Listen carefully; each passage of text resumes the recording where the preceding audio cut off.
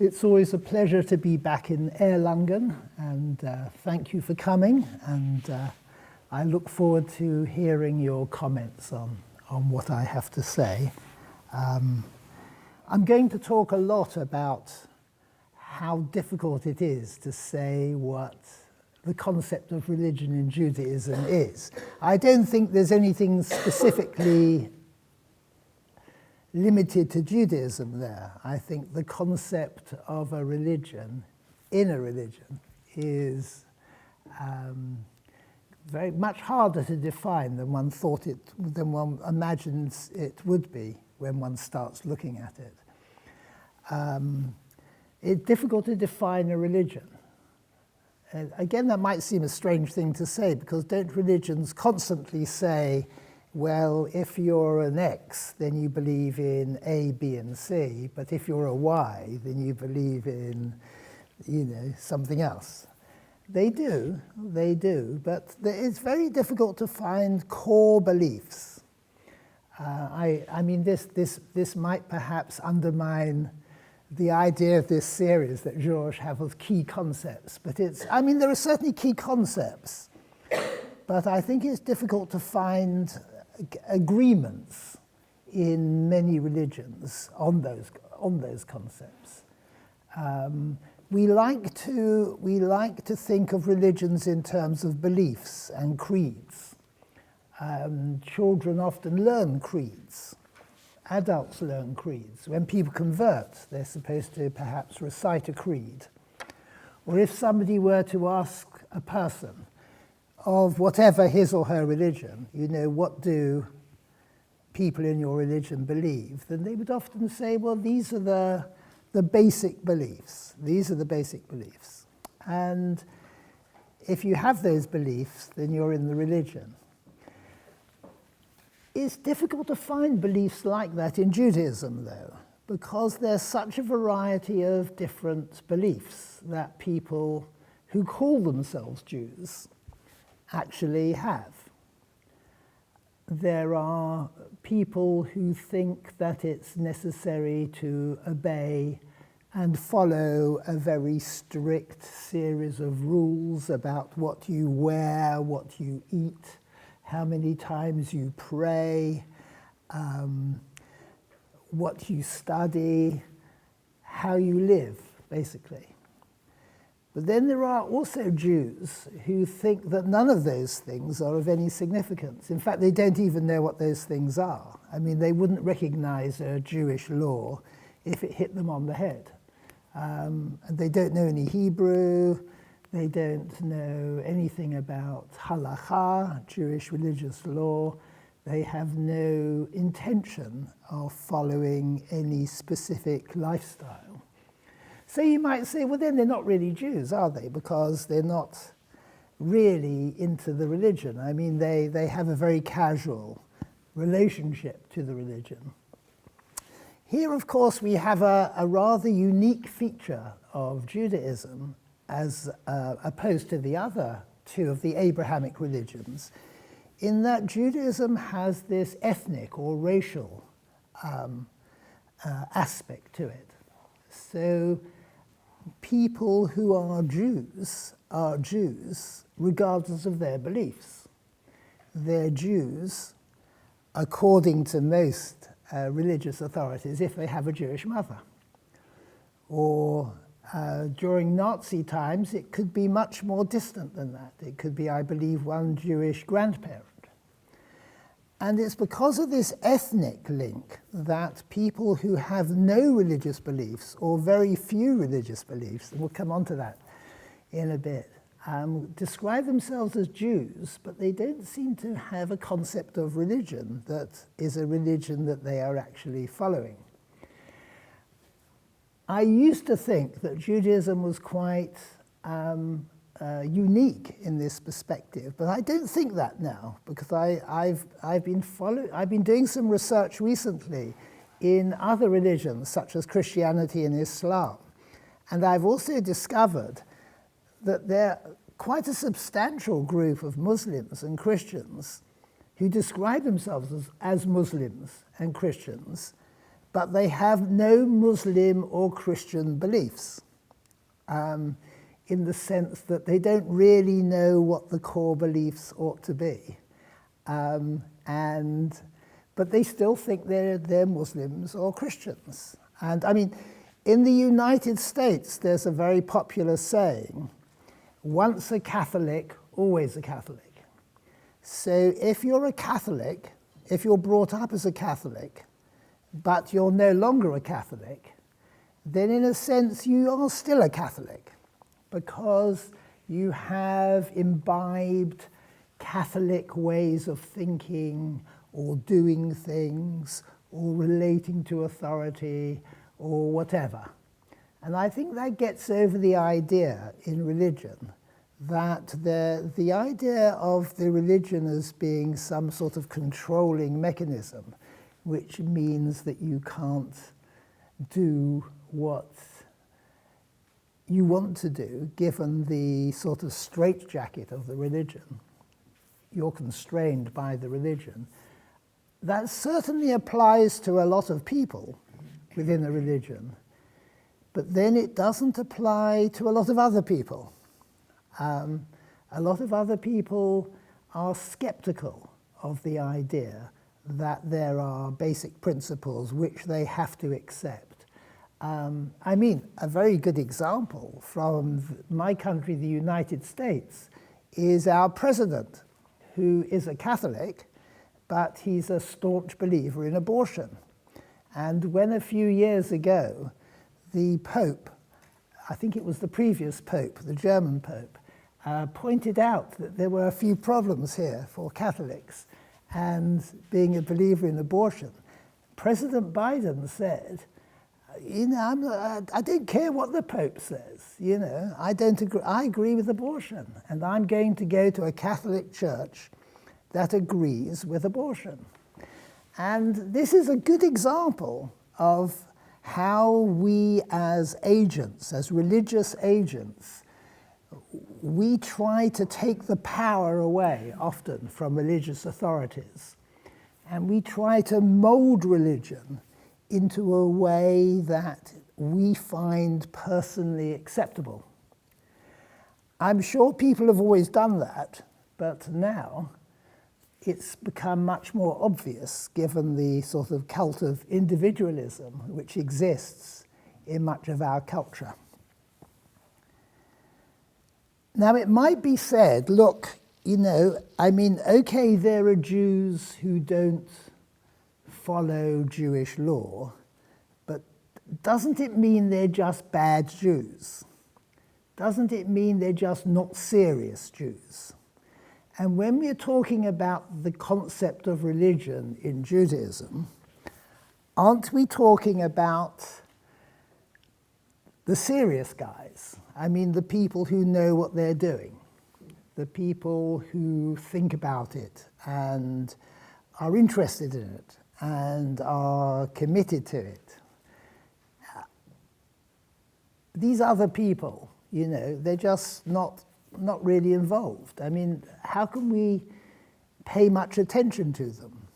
You know, it's a bit like having students. I mean, some students are very committed, are very industrious, are very know what's going on, and other students are sort of, you know, looking at their phone all the time in class and so on and so forth. They don't really know or care what's going on. So can't we concentrate on the serious students and sort of not pay too much attention to the other people? Well, I think there are problems there, you know, because just because you don't follow a particular understanding of religion, can't you still maintain your link with that religion in whatever way you find appealing to you? Can't you? Let me give you an example. I know many Jews who, because they're Jews, on Sunday they eat bagels, very popular in America. But in the bagels they put bacon. So the bagels represent the Jewishness, but the bacon represents something they actually like to eat, which is forbidden to Jews. Is this a Jewish thing? Well, they think it is. I mean, they buy bagels on the Sunday specifically because they regard it as a Jewish custom. Or to give you another example from the United States, it's very much an American Jewish tradition on Christmas Day to go out and, for Jews, to go out, avoid Christmas, and have a Chinese meal. Because the Chinese restaurants used to be the only restaurants that were open on Christmas Day. Now I think there are more restaurants open.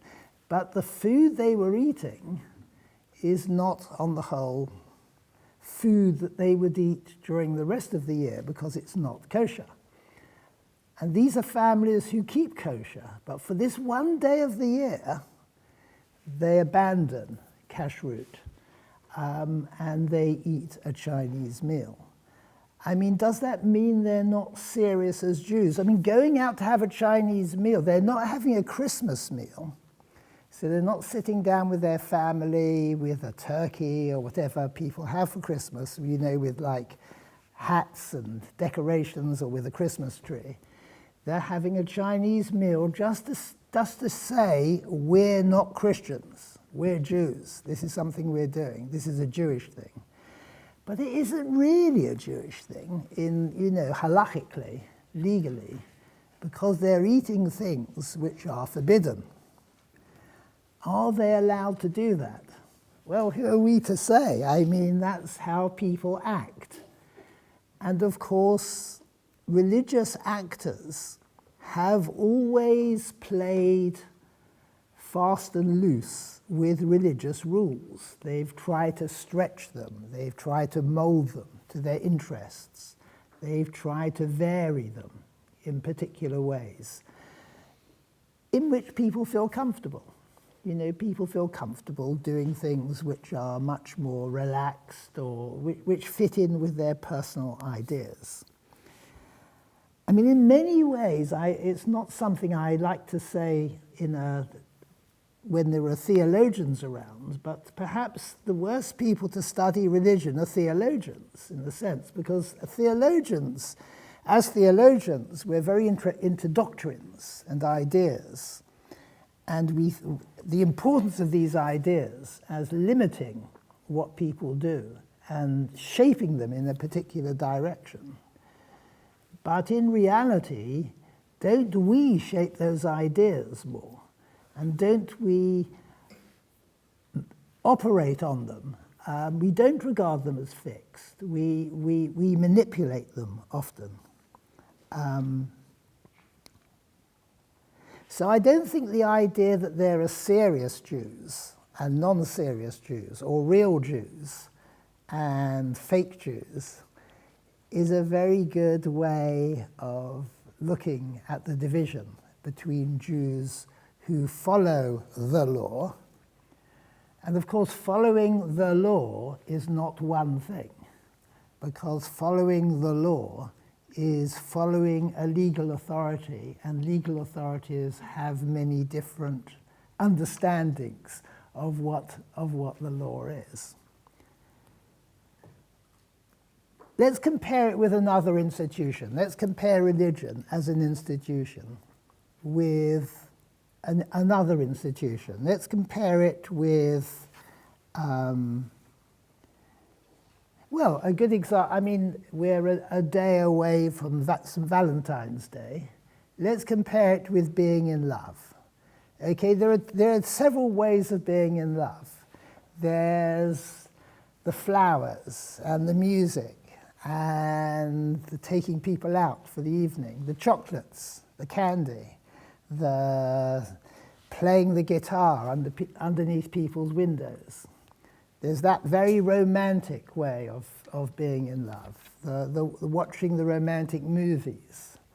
There's doing something very dramatic. I remember on one Valentine's Day, a student coming into my class in a suit of armor and bending down on one knee and asking a young lady in my class if she would marry him, which was a very dramatic form of love display. But then there are other forms of love, aren't there? Other forms of being in love where there's no exhibition at all. I mean, people are just together. I mean, often when people have been together for a very long time, there may be nothing. There may be no flowers, no music, no declarations of passion.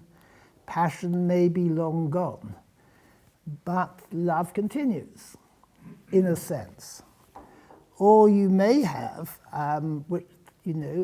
aspects of love where, for example, a husband or wife is looking after a partner whose mind has totally gone because of Alzheimer's or some other sort of illness. They don't even recognize the person who's in front of them, but they're continuing to look after them, and they're feeding them, and they're changing them, and they're moving them around.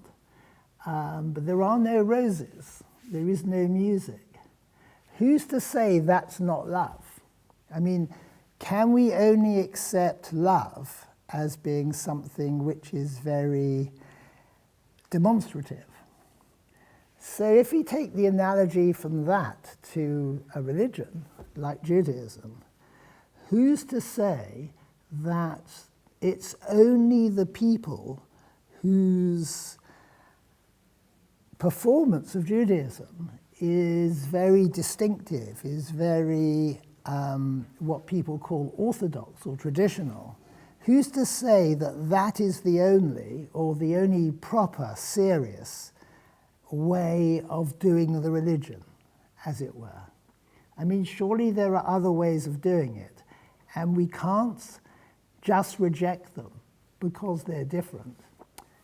And that means we can't really say there's just one concept of religion in Judaism. I mean, let's take another institution. Religions are, of course, institutions. Let's take another institution, sport. Some people are wildly passionate supporters of a particular team. Some people are supporters of a team, but they may never have gone to a game. They may never have gone to a game, talking of, say, football. They want their team to do well, but they haven't got the time or the energy, or they don't want to go. They've got other things to do. You know, they're busy. I mean, some people, they dress up as the players in their team. They go to every game, home or away. They listen to podcasts based on their team. They discuss their team every day. Their lives revolve around their football team in one way or another. And there's a saying in England that, many things change in life. You change your job, you change where you live, you change your religion, you change your spouse, but you never change your football team.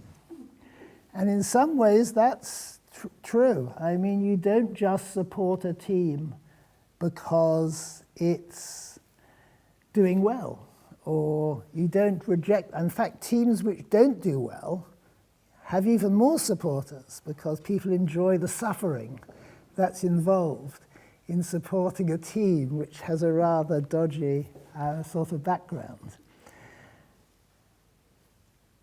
Would we want to say that somebody who's a supporter of a team but doesn't do any of those things, he or she just wants to know how they've done every week or twice a week? I mean, they're interested. They look every so often in the newspaper where they are in their particular league.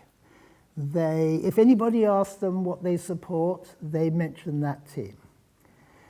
Can we we say they're not really supporters of the team, that they're not serious supporters of the team? And I don't think we can. I mean, we have to say, I think, or we should say, or we're tempted to say, that they are supporters of a team, but they're not quite as committed to supporting them in a particular sort of way as are other supporters. And you might think, well, you know, these aren't good examples because religion is very important. I mean, religion's about our relationship with God, and it's about the meaning of life. And it's not like sport. It's not like being in love with somebody. It's not like an institution like that, which isn't, you know, terribly important. On the other hand, religion, you know, institutions are all about identity. How do you see yourself? What's your identity? You know, and that, to a certain extent, is up to us. You know, how we see ourselves. That's come out very nicely in recent years with the discussions which have taken place in many countries of people who regard themselves as trans. You know, they regard themselves as having an identity which is different from the identity that they were born with.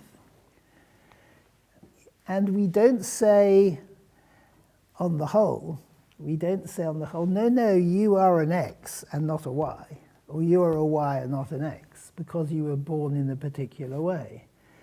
Because people like to play about with different identities. We could say, but that's just wrong. You know, that's just wrong. I mean, you are how you were born, and you can't just change that at will. It's not possible, you know, it's not possible. And the question is, I suppose, how we see defining things. Do we see defining things as something very tight? Do we see definitions as helpful here? Do we see definitions as helpful? A definition which sees religion as a system of axioms, propositions, deductions, something that's tight, that's coherent, consistent, rigid. That's how religions often represent themselves. Let me give you an example. I'm going to read something out here from a midrash. One of the things that Jews have often been fascinated by in the literature is actually trying to define Judaism in the shortest possible way. You know, so they're trying to find a sentence, a proposition, one sentence that summarizes the whole religion. So there's a midrash, which is a discussion. What's the most important verse or central idea in the entire Torah? Rabbi Akiva suggests that the central verse in the Torah is, and it comes from the Torah, you shall love your neighbor as you love yourself. Okay. Ben Azai says, these are the chronicles of the generations of Adam. On the day that God created man, he made him in his image. He thinks that's a greater principle because it's the fact that we're made in the divine image, Ben Azai thinks, is an even more important idea than that we should love our fellow human beings. Then the Maharal of Prague, in his work Netivot Olam, brings alternative to this midrash. And he reports, Ben Zoma says we have found a more inclusive verse, and it is Shema Yisrael. Hear, O Israel, the Lord is our God, the Lord is one. I mean, that's an important prayer because it's a prayer which Jews say regularly. You're supposed to say it in the morning, you're supposed to say it before you die. I mean, it's a very important prayer in Judaism. Ben Nanas says, we found a more inclusive verse, and that is, love your fellow as yourself. Well, we saw that with Akiva. But none of those guys win the competition. The guy who wins the competition comes next, and it's Rabbi Shimon ben Pazi. And he says, we found an even better verse than that, a more inclusive verse than that, and it is, the first sheep shall be provided in the morning, and the second sheep in the afternoon. This refers to the sacrifices in the temple. So a sheep was sacrificed in the morning, and a sheep was sacrificed in the afternoon. Of course, there are no sacrifices anymore. Rabbi Plony stood up and said that the religious law is in accordance with Ben Pazi. He wins the competition. But that's such a stupid thing, isn't it, about sheep, sacrificing sheep? What's the big deal about sacrificing sheep compared to loving your neighbor as yourself, or Hear, O Israel, the Lord your God, the Lord is one, or being made in the image of God? Why it's important, why Ben Pazi wins the competition, is because this refers to doing something every day in relationship to God. It's a doing. It's not a belief. It's a doing. It's a religious act which has a constant daily life. And it represents other religious acts like prayer, or maybe not even prayer, but maybe being kind to people, or being nice, or being helpful, or, I mean, whatever religious act, whatever you see as a religious act. So Ben Pazi, I mean, what's interesting about this passage, it seems to me, is that it's such a boring, especially since the sacrifices no longer have any sort of existence, it's such a rather tedious quote from the Torah that you wonder what the relevance of it is. But Reb Plony is apparently the guy that it represents, somebody who's supposed to represent everybody. So all the rabbis seem to agree with this view. So the idea here is, I think, that as long as you do something and it has a regular basis, that's the important thing. I mean, the fact that you don't really understand the high-flown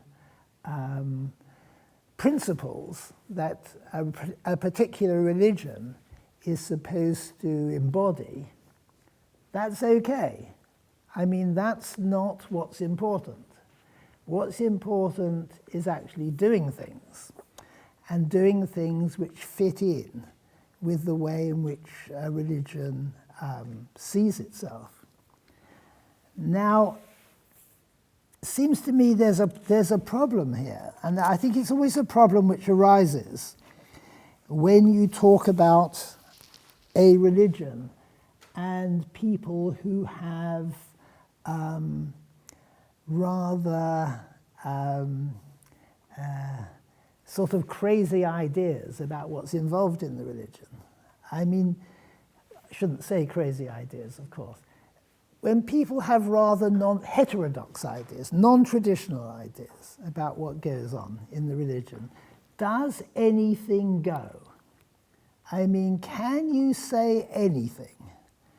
And can it be acceptable within a particular religion? I mean, surely, one would think, there must be limits as to what can be acceptable within a particular religion. Surely there are things, and of course in halakhic Judaism there are limits. I mean, there are things that if you do them and you're Jewish, then you no longer count as Jewish, according to traditional Judaism. For example, if you convert to a different religion and you're Jewish, you're no longer Jewish. And there are various other things also which sort of fit into that category. I mean, religions, Judaism is a very good example. Religions love boundaries. It says at the start of the Mishneh Avot, build a fence around the Torah. Protect it. You know, say clearly what's in it and what isn't in it. And we have that urge in religion to get it right, you know, to present it in the way which it's going to really be able to display all its strengths and its delights and where it can take you and so on and so forth. So we want to say, look, this is what we should do. Judaism is a very good religion at this because of its rather strict rules in some varieties of Judaism about what you eat, what you wear, what you do, how you do things, and so on. I mean, the rules are very complicated, or they can be very complicated, and they can take a great deal of time to study and to understand. And Jews, traditional Jews, quite enjoy the fact that, I mean, traditional Jews often enjoy making their practice of religion as difficult as it possibly can be. I think we often like that in a religion because we like to think that the harder, the tougher the religion, the tougher we are for being able to put up with it. So, for example, if we're capable of following a strict understanding of our religion, even though it makes us uncomfortable in particular situations, we think to ourselves, oh yeah, well, God will be very pleased with us because although, I mean, in Israel, for example, it's a pretty hot country, but I mean, some religious people go around wearing the most amazing number of warm clothes. And on top of it, they put a fur hat. I mean, it sounds like a medieval torture, really. But how do they feel in those clothes? And when you talk to people, they feel they're hot. They're certainly hot. But they feel that their being hot is, in a sense, serving God. You know, they're uncomfortable, but their particular variety of religion makes them wish to offer their discomfort, in a sense, as a sacrifice to God. It's a difficult thing. Like, for example, study is a difficult thing. If you're studying religious texts as part of your religion, or if you're praying, you know, I mean, Jews are often criticized for praying so fast. But if you have to see how many prayers they have to get through, if they're observant Jews, you have to pray fast, because otherwise there would be no way of getting through all those prayers. So it's difficult, you know. I mean, observant Jews get up early in the morning, often, to go to a study group, and then they go and pray, and then they go and do other things, and then they go and study again, and then they go and pray, and then they study again. I mean, it's difficult. It's a hard. It can be a very fulfilling form of existence for many people. But one thing we shouldn't forget here is that ritual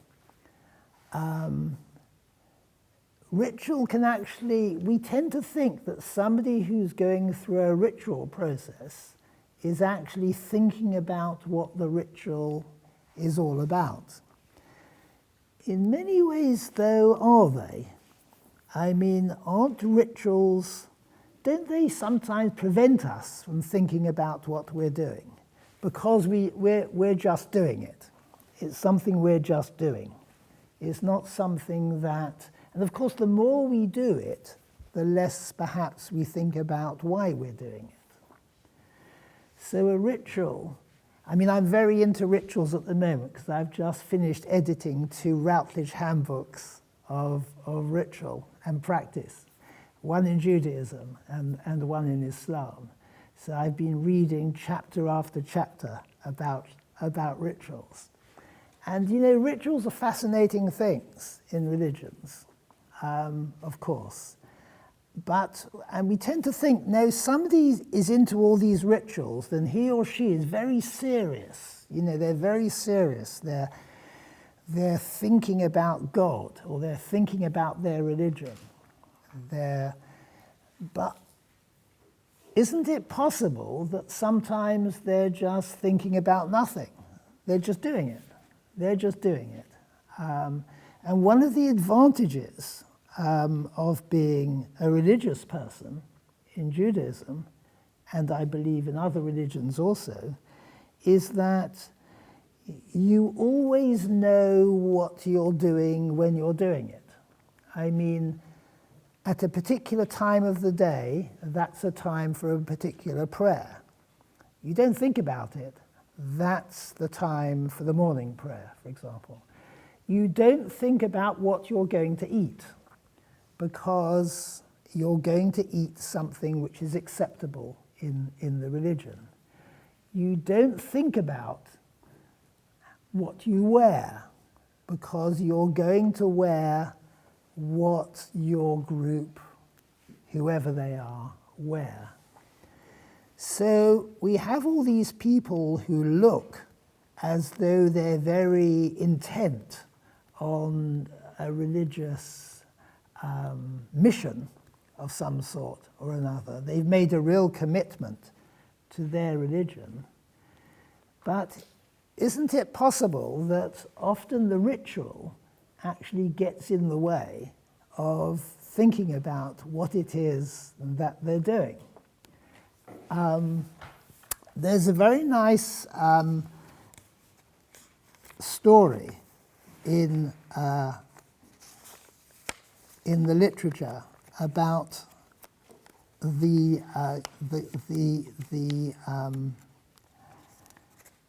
a rabbi called the Baal Shem Tov, who's the founder of Hasidism. And according to this story, there's lots of stories about him. According to this story, when there was a particular time of danger for the Jewish people, he would go into the forest and he would make a fire and he would recite a prayer, and God would avert the disaster. But after his death, and then as the centuries went on, people forgot aspects. So they forgot which forest it was. They forgot what sort of fire he built. They forgot the prayer. In the end, all they could do was to say that I know that the Baal Shem Tov went to a forest and lit a fire and said a prayer when they talked to God. But we can't do any of these things because we don't know what he did. But please help us. And God did. He's supposed to have helped them.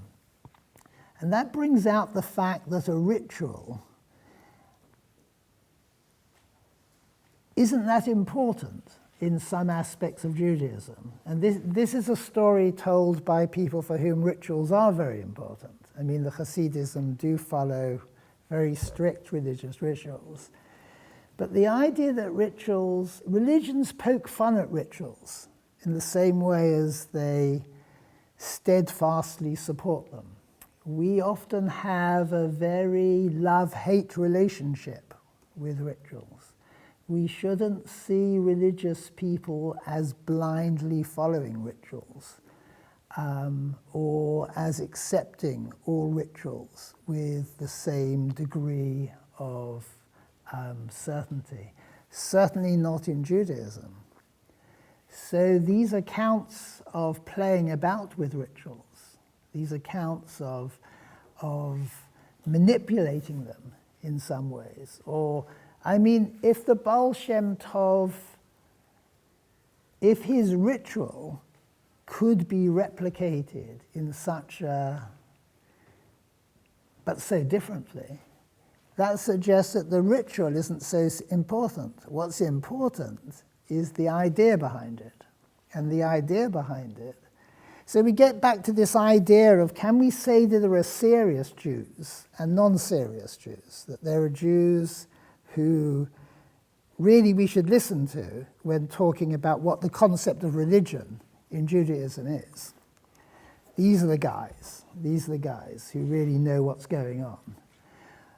Well, what about those other Jews who probably are the majority at the moment? What about those other Jews who really don't know very much, aren't very interested, but still are sort of Jewish? They're sort of Jewish. They regard, I mean, that's an American expression, is kinda Jewish.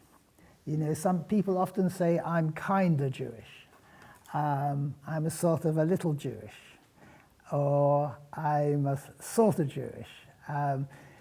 Who's to say that those aren't really serious? That they aren't people who have things to say about the concept of religion in Judaism. Yet they would be totally lost if anybody asked them any sort of questions about Judaism. They're a bit like people who can drive a car, but they've got no idea how. I mean, or they can swim, but they can't remember having been taught. I mean, they have the ability to do something, or they think they have the ability to do something, but they don't really, they haven't been through the whole rigorous way in which. And let me give you another example. There's a wonderful show in America called Transparent a few years ago, and which is about this Jewish family, and they're all, the main figure is transitioning from a man to a woman. But they have all sorts of interesting innovations in it. For example, in Transparent, one of the characters has what she calls a Yom Kippur breakfast. I mean, Yom Kippur is a big fast. So how can you have a Yom Kippur breakfast? Well, you have a Yom Kippur breakfast because on Yom Kippur, which only has meaning to you if you're Jewish, of course, you eat breakfast. I suppose you're a bit hungry because you may not have eaten overnight. But eating is forbidden on Yom Kippur, you might say. Okay, strict rules. Eating is forbidden for 25 hours on Yom Kippur, from dusk to dusk. Eating is forbidden. So how can you have a Yom Kippur breakfast? Well, she wanted to have a Yom Kippur breakfast. You know, she was hungry and she thought, I want to eat on Yom Kippur. But she calls it a Yom Kippur breakfast. I mean, that's the Jewish thing about it. It's strictly against the rules, but for her it isn't. And I mean, the great thing about Transparent as a series is that, of course, it's all about transitioning from one gender to another gender, or from one lifestyle to another lifestyle. And it brings out how in modern times, at least, but I'm sure at all times in the past also, we use our religion. You know, we don't, it's not, it's not something that, it's not a straitjacket in which we find it difficult to be creative. We use our religion, we manipulate it, we act in a variety of ways. And so it's quite difficult to say what a concept of religion, of a particular religion, like Judaism is. It's not as though there were, I mean, the rabbis I was quoting were sort of coming up with these sorts of ideas of how, let's try and define it in a sentence. And they sort of give up because it's ridiculous to define a religion in a sentence. I mean, it's very difficult to define anything in a sentence. But to define a religion in a sentence, to find a sentence that everybody in a religion would agree to, is extraordinary. I mean, everybody would agree that this was the most important expression in a religion, even in a small religion like Judaism. There's such a variety of views. So how easy would it be to define a much bigger religion, for example? Or perhaps Judaism, because it's a small religion. I think small religions actually are perhaps more divided among themselves than bigger religions. I was... certainly. So small religions, just because they're small, we shouldn't regard as being more likely to gel or unify on particular topics. So, I have argued that the concept of religion in Judaism is something that we can't really, with any sort of confidence, define. And I look forward to hearing people's comments, and I thank you for your patience in listening to me.